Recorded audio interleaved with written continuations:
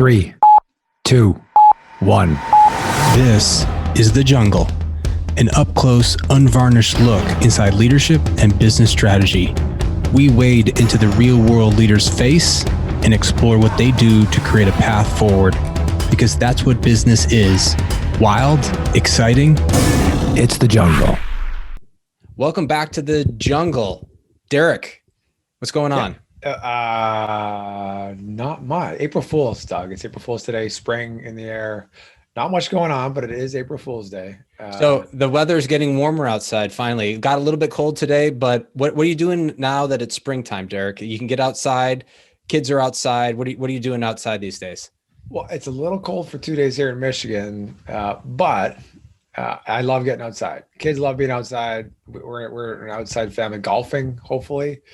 I don't get to do a lot of that anymore, but the wife and I try to get out, the kids get out, a little bit of golfing, try and do some outside sports. Soccer's going outside from inside, all that kind of stuff. Baseball starting up. Didn't you tell me that you went out to the course and you shot a 79 just right out of the chute?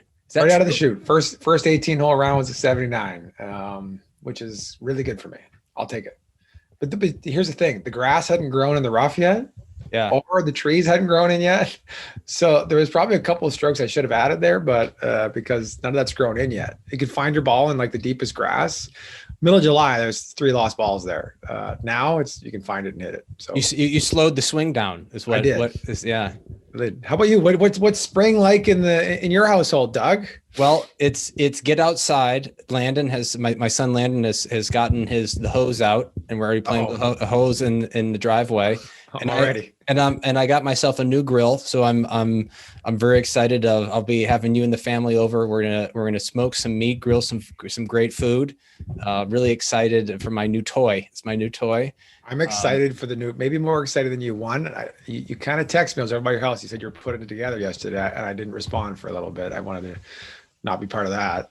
And two, I'm excited because you're. That was smart. That was smart. I'm like, hey, I'm over here. Do you want to get lunch? Like, I'll put my grill together. I'm like dead silent for a little bit. I'm like, I'll wait until you get it together. But I'm excited for the because you're a good cook, and if you're going to smoke something, you're going to learn how to do it correctly, and you're going to learn how to do it at an elite level. And I'm excited for that too. It's a great grill because it's one of the pellet grills, right? And so pellet grills, it's clean, it's wood fire, it's all natural, which is actually a beautiful segue to our guest that we had on, is it not? Clean, all natural, Michigan spring, like it's so green up here, just all good stuff. Yep. So we had a great conversation with our guest today. We had Garrick Rochow. He is the CEO of Consumers Energy, a great Bronco. So he earned his MBA from the Haworth College of Business. And we talked a little bit with him about that on the podcast. Really interesting story for him. He's been in the industry 20 years, 17 years at Consumers, and he became CEO in December, right after Patty Poppy. So he is now leading a Fortune 500 CEO, new transition, new role.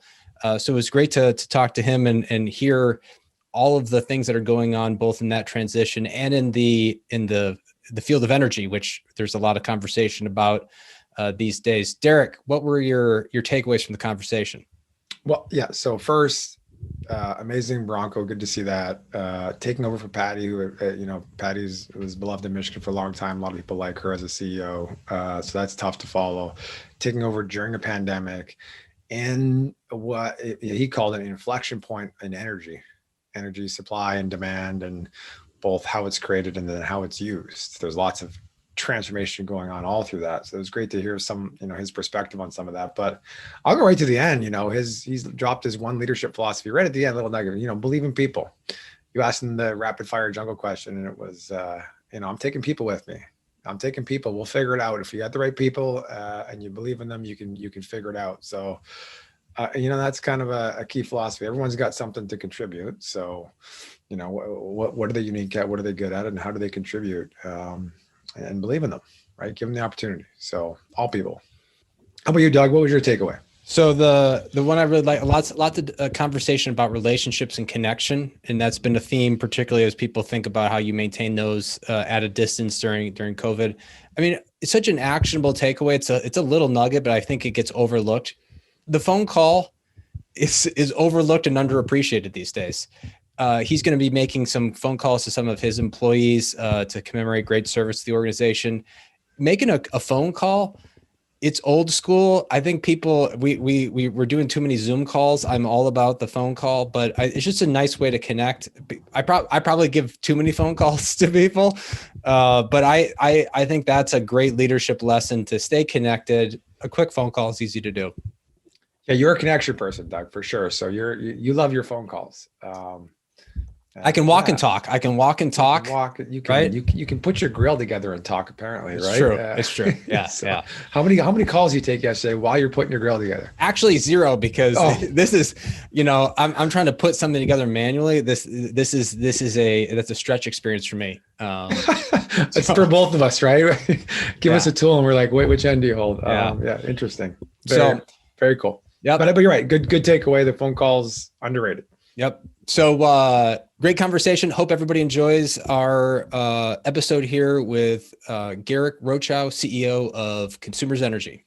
The Jungle is produced by the Center for Principled Leadership and Business Strategy in Western Michigan University's Haworth College of Business.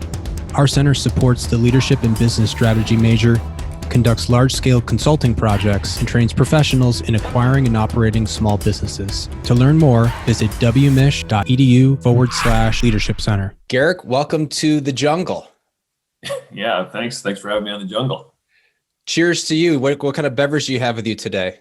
Cheers. I am drinking an ice, one of those sparkling ice drinks. This is black raspberry flavored. Ooh, is there any caffeine in that, or is that's just hydration? That's just hydration, no caffeine in this. Okay, excellent. And where's the podcast finding you today? I am down in Grass Lake right now, right off of Big Wolf Lake. We have a little cottage on Big Wolf Lake, and I'm at the cottage. This is my pandemic hideaway where I'm working from. Amazing. I mean, it's just another sign of how different work is today, and how we're leading. And we were really excited to have you on the podcast. You're a Fortune 500 CEO who comes into the role as CEO during a pandemic. We actually just had Representative Peter Meyer, who's a freshman congressman, on the podcast. And so we're kind of exploring a little bit in a few episodes here. What is it like to walk into a leadership position during a pandemic, especially with the remote work, aspect of that? Could you walk us kind of a little bit behind the scenes of what this has been like for you? Yeah, certainly. Well, first I'd offer this, when I accepted the role in December of 2020, both humbled and honored to lead this great company. As you've pointed out, we've been serving Michigan for over 135 years, and that's quite a legacy and quite an honor. I've had the opportunity to work with CMS Energy and Consumers Energy for the last 2 decades. And so to your point, in this transition, I've built up what I'd call relationship capital. I know a lot of our coworkers, and frankly, that's been very helpful in this transition. It's not as though I have to go out and meet a lot of people, because I already know a lot of people. I know who to call. I know who to connect with on a variety of topics. And so that's been very helpful. I think what else has been helpful is, what's great about our company is our 8,500 coworkers. And I really say they have a heart of service. And that shows up when they're replacing a pole in your front yard or putting a new gas line in, but also shows up in the community in both giving, in terms of monetary giving, as well as volunteering. And so that's been a big piece. So all that kind of flywheel of the business is continuing to move forward because we have great coworkers. I think what's interesting and is a blessing, I would offer this, is as a publicly traded company with millions of shareholders, one of the first roles as a CEO, particularly in a transition, is to be out there meeting with investors and buy side and sell side analysts. And so they're all over the world. And so again, one of the, I call it silver lining of the pandemic, is rather than being on flights from California to Chicago to New York and into Europe and to Australia, we've been able to do a lot of those meetings virtually. And so I've been in Australia, I've been in Europe, all virtually, to meet with our investors. And so 110 meetings with our investors over the first 100 days. And so you wouldn't be able to do that in kind of the in-person world. And so that's very real. However, I will say this, I miss people. And I think that's just a product of the pandemic. And I'm anxious to get back to meeting people face to face and seeing people face to face again, and connecting people in the elevator, in the hall, and connecting with people. And so I look forward to that important part of the transition here when it's safe and it's safe to do so. So anything, what would you say was most unexpected, or anything you didn't expect that, you've been there for 20 years, been kind of progressing towards this role.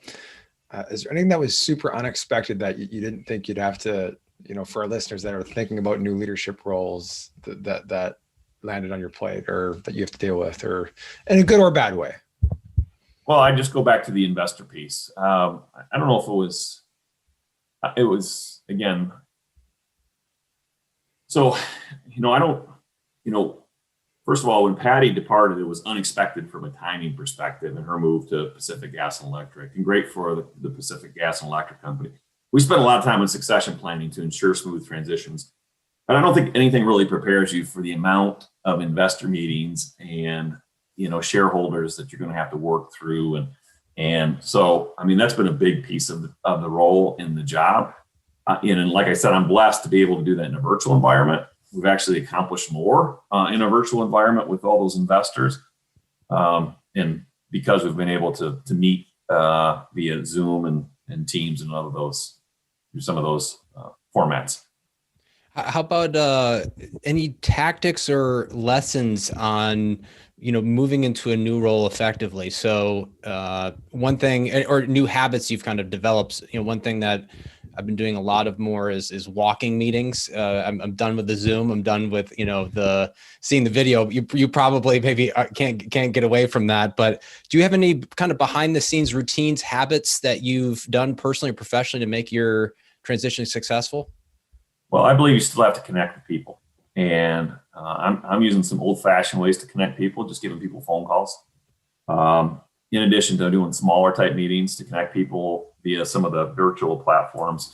And so you'd really have to double down on some of those connectivity efforts. People in a lot of cases feel isolated. We're hearing a lot of emotional and mental stress as related to this pandemic. So as leaders, it means doubling down, maybe even tripling down on some of those connection points. And so, for example, part of my schedule today will be giving 2 personal phone calls to, right now we got 2 service anniversaries today. I think one's 30 years and one's 25 years. And so I'm going to give those individuals a call today, and we're going to have a great conversation. We always do on some of these special milestones. But it's again, I think not only as an organization, but as leaders, the importance of connecting with people, because we can't do it in the hallways, in the elevator, and just checking in with people. It's really important. You this connectivity seems really important to you, and I like that you want to get back to in person, right? So are you guys doing anything behind the scenes to start planning for that this early? Are you putting contingency plans in place? I know your essential workers likely haven't stopped, which is a challenge in itself, but are you guys already thinking about down that path of when we can come back, how we come back, what that looks like? Is it going to be drastically different than it was before? Do you have to change a lot of things? It's definitely going to be different. And well, I'll offer this. Well, and just to take a step back, our field coworkers are, whether in the plants or out in the field, whether it's gas or electric, scheduling, dispatch, some of our control centers and supply resources have been in the office, have been out in the fields to be able to support. And they have been just a remarkable workforce to continue to serve, to make sure the hospitals and grocery stores and all those other frontline type businesses have the energy they need. From our office and some of our corporate part of the organization, we went to remote work, just much like the governor's orders suggested. If you can work remote, then you should work remote from a safety perspective. And so we're following the governor's orders. And so that's about half. We got about 8,500 coworkers. About half of them are in that corporate or office type that are in a remote, really working from home, much like I'm doing here at this cottage, working outside the workplace to keep people safe.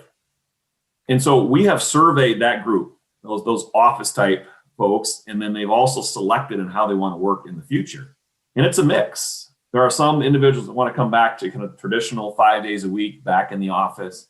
There's a group that want a hybrid where they'll be in the office a couple days of the week. And there's some that are going to go fully remote. And so roughly it's about 2,500 of our coworkers. And again, it's about 4,000, 4,500 that are off. It's about 25. So over half are selecting some type of hybrid or remote work. And so it is definitely going to change our office footprint. It's definitely going to change how people come in when they do come in the hybrid, moving from a physical office to a hotel office, moving to more collaboration space, probably less square feet. And then this isn't just consumers energy. We're hearing a lot of business leaders that are working through this right now as well. And so I do think the office space and how people work changes as a result of this pandemic. We are in the midst of preparing for that. Again, we're going to follow the governor's orders. We've set a tentative date out there of July 1st to open the doors in the office space. Again, we'll do it in a safe way. We're going to follow the governor's orders, but we did want to have a planning date that we were working to. And so plans are underway, and then we'll adjust as needed via the governor's orders. And so that's just a little of the background. And I think it does change, but I also don't want to lose this. Going back to this piece on connectivity, we are social creatures. We are. And I will tell you what, I have had the opportunity to do some work with Henry Ford Allegiance Health, along with 300 other of my coworkers in a volunteer effort. And when you're, after being cooped up for a year and you're able to see people, it is a remarkable experience to see others, even strangers, and to see laughter and to see, conversation. It is a wonderful thing. And so I do think there's an important piece of introducing that in a thoughtful manner. Are you relying on any other means to maintain your culture during this transition? It seems culture is so big for consumers. How you are keeping that going through your transition, and then obviously during remote work?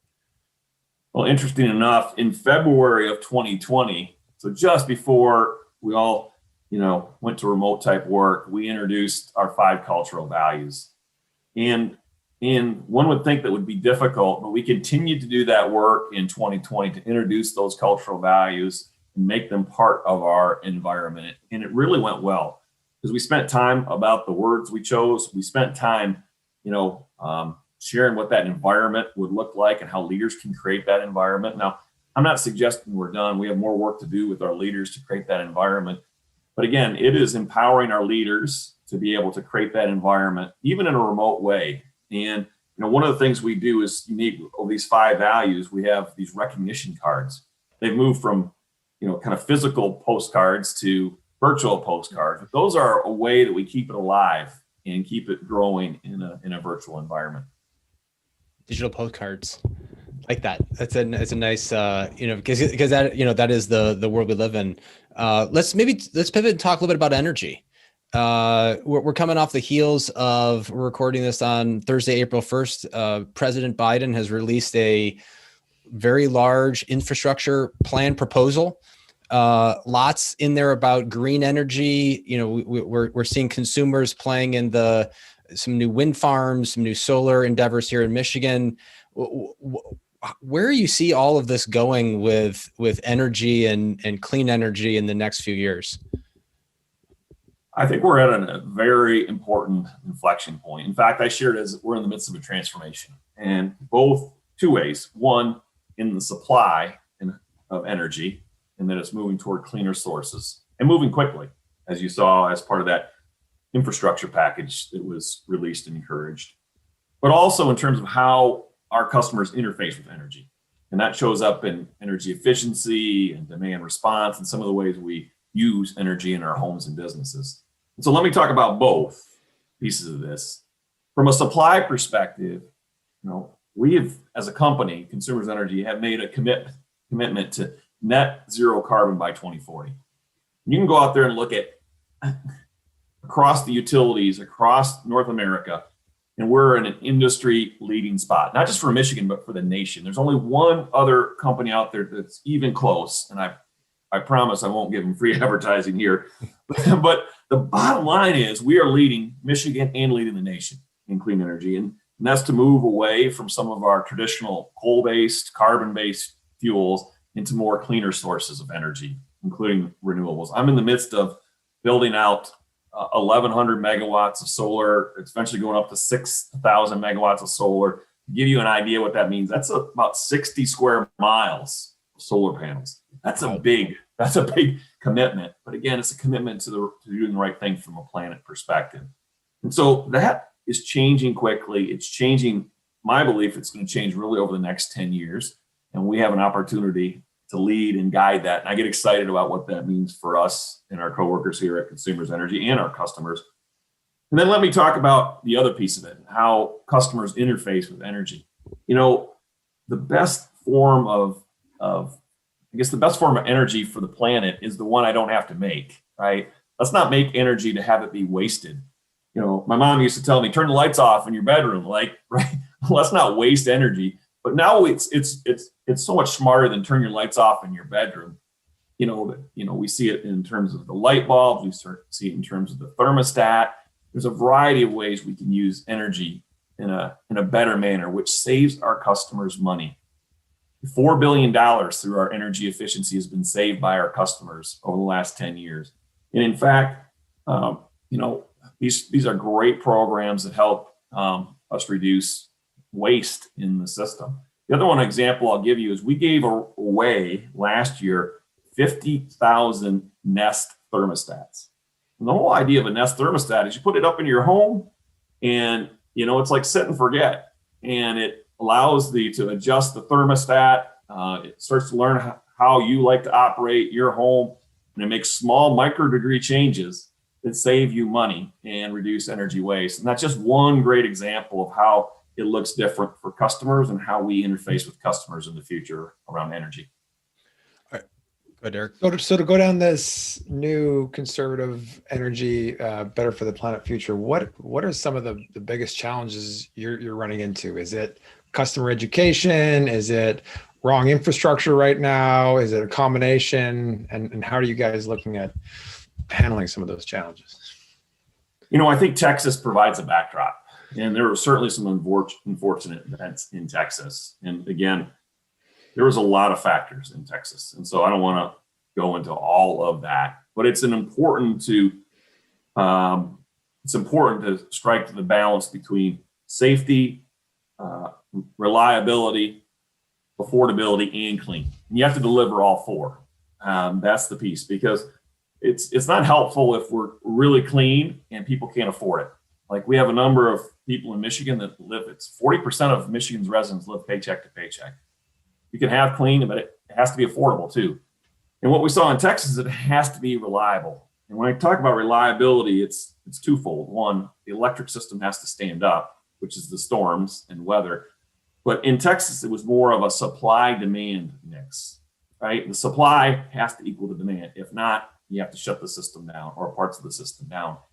And so as we make this transition to renewable resources, we still have to remember that those renewable resources are intermittent in nature. And although they can be coupled with batteries, but those batteries have a discharge cycle. The best batteries have a discharge cycle that's 5 to 6 hours. Like that doesn't make it overnight, right? In the wintertime. It's dark at 7. It's not light till 7 in the morning. And so there has to be more advancements in technology, particularly in the battery space. So in the meantime, you still need some important natural gas, cleaner burning carbon fuels in the system to be able to help that transition between where we're at now and where we need to be, which is net zero carbon by 2040. So it's great to hear the leading position that Consumers has in the space. I didn't know that. I mean, I know there was a commitment to green as a long-term goal, but this market leading position that you have, how are you guys trying to? And I imagine there's lots of people chasing you. I'm guessing, especially seeing some of the recent news. How are you guys thinking of competing and staying ahead with that focus? Well, in June of this year, in June, perhaps July, but we're looking at June, we're going to file another integrated resource plan. And I'm probably getting too much in the weeds here in the details. But what this is it looks out the next 20 years of what energy looks like for the state of Michigan. And, particularly with what we see from the governor's office in their Clean, Healthy Michigan plan, what we're seeing from the Biden administration, what we're seeing on the requests from our customers and investors, is that there's opportunities to think about further retirement of coal and further build out of renewable energy. And so, again, our intent is to continue to stay ahead and continue to provide proof points, not only for our stakeholders, including those in Michigan, but all stakeholders, as well as the industry, that we intend to lead this transition. It's an important transition, really a transformation. And so we're going to continue to stay on that leading edge. And it's the process of keep pushing ourselves and doing it in a thoughtful way so we can, again, have safe, reliable, affordable, and clean energy. Maybe one last set of questions before we head to rapid fire. So you're a great WMU Bronco alum of our College of Business and the MBA program. Do you have favorite memories or classes that stood out to you that impacted you as a leader? Well, I did all my coursework up in Grand Rapids, and Dr. Metwally was one of my favorite professors up there, and so that's that adult program. I went through the adult program at my MBA, and I love the program because you were with like-minded individuals who had done some work experience, and I think that just elevated the program. And they were all individuals who were balancing work and maybe small children and life and a variety of things. And so people were really committed to their education and learning. And there was you would go through with a cohort. It was absolutely wonderful. And so again, great education, great university, and a great experience. That's good. Big, exciting things happening in the College of Business, both on the undergrad and grad levels. That's great to hear. In the Grand Rapids program, we hear great things. So that's terrific. Let's wrap up here with some rapid fire questions. Are you ready to go? These are one-word answers. One-word answers. Okay, got it. All right, here we go. Favorite leader. Oh my gosh. I'm going to go with one right now that's current. Tina Fries Decker. You know Tina? I do not know Tina. She's the CEO of Spectrum Health. Spectrum. Okay. I could have said Bill Mans too, out of Bronson, just for those in the Kalamazoo area. We're in the midst of a pandemic. Those leaders and the frontliners are shining. I love what they're doing for the state. We would love to have them on the podcast. Maybe they're our next guest on the podcast. We've had some conversations about that. That's good. Courage or compassion? Courage. Speed or accuracy? Speed. Great ideas or great execution? Great execution. A word to describe your leadership style? Driver. Night owl or early bird? Oh, early bird. Solar or wind? Well, that's a great one. Solar. Okay. You're heading into a dangerous jungle. Think about it as a business task. It's really difficult. It's unknown. Who do you take with you? 8,500 coworkers. And is there a product that you're going to take with you into this dangerous jungle?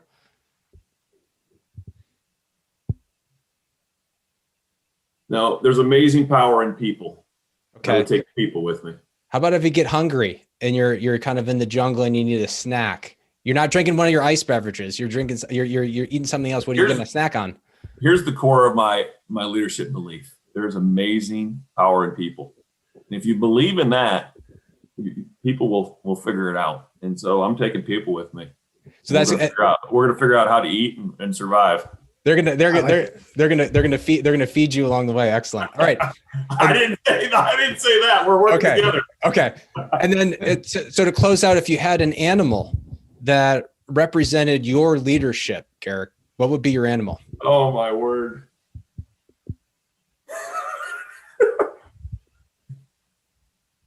You know what popped in my head? I'm just going to say that Jaguar. Jaguar. Why a Jaguar? I don't know. It's the first thing that popped in my head. I don't know. They're a great animal of the jungle. They are. They're hunters. Sleek, powerful, fast. That's good. Yeah. Well, Garrick, we really appreciate you joining us on The Jungle today. Great CEO of Consumers Energy, Bronco. Really appreciate it. Yeah, thank you. It's been a pleasure.